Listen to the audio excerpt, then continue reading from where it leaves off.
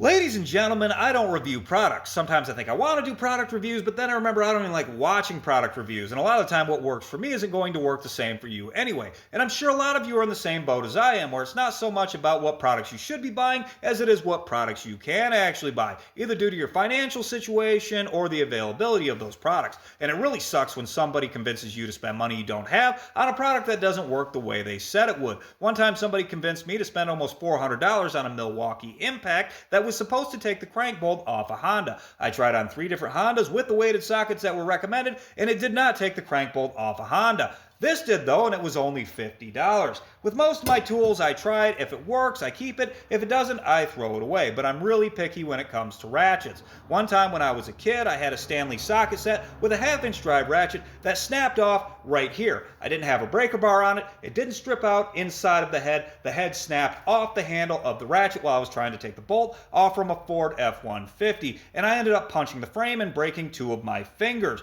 My fingers are still messed up to this day. Not cool, but I do have some ratchets that I really like. Notice this is not paid. There's no shop now down at the bottom of the screen. There is a ratchet that I'm willing to recommend, and that is Craftsman's newer ratchets right here. I love these. You can get these in 180 teeth, or you can get them in 90 teeth, or you can get them in 72 teeth, but check out the profile on this. I'm just going to give you the measurements and show you what these are like. Now, Craftsman's not thought of as a professional brand these days. They're more weekend warriors, but these ratchets have held up quite well in a professional environment for me. As a matter of fact, I feel like I use hand tools more than most other garages because I can't actually afford power tools. But check out the profile on these ratchets. This handle is nice. This is a 72 tooth ratchet, but you can get this exact body in 180 teeth. This one's 7.5 inches long, and the head of the thing is 1 inch and 5/16 wide. But look right here. This is the profile that really matters to me to get into a tight spot.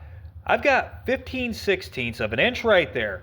That's pretty darn thin. And as strong as this 72 tooth ratchet is, to get it into something like that and break a bolt loose is quite satisfying. Then if you want to switch over to the 180 tooth and spin it right out of there, you can. I really like this ratchet. Now check this out, guys. This is the ratchet I used to take the bell housing bolts out of an EcoBoost F-150 without pulling the cab first. The 72 tooth 1/4 inch drive counterpart to the ratchet I just showed you. Its overall length is 5.5 inches wide, the width of the head is 1 inch 40 thousandths, and its depth is 3/4 of an inch. That's its numbers right there. But the shape of this handle is what matters the most, because when you're pulling as hard as you have to break those bell housing bolts loose, you're digging into the insides of your knuckles right there, and you're pulling with all your might, with only the tips of your fingers, to break those bolts loose. Yeah, that's why I have bad hands, but there's nothing I can do about it. This ratchet is the most comfortable for that exact scenario, and I'm not worried about it breaking off. I'm not worried about hurting myself pulling on this thing.